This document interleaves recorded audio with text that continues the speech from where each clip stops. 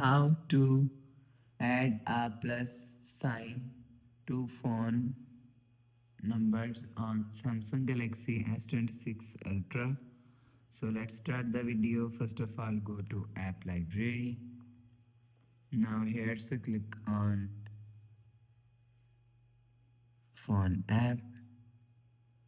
Now you click on keypad. So if you want to add a plus sign on phone number, so just click and hold on 0. So after press and hold 0, so now here showing you plus icon. So after click on plus icon, so you will add numbers from here. So after the process, go back to home screen, refresh phone. So that's how you can add a plus sign to phone number on Samsung Galaxy S26 Ultra. So if you like the video, please subscribe. Thanks for watching.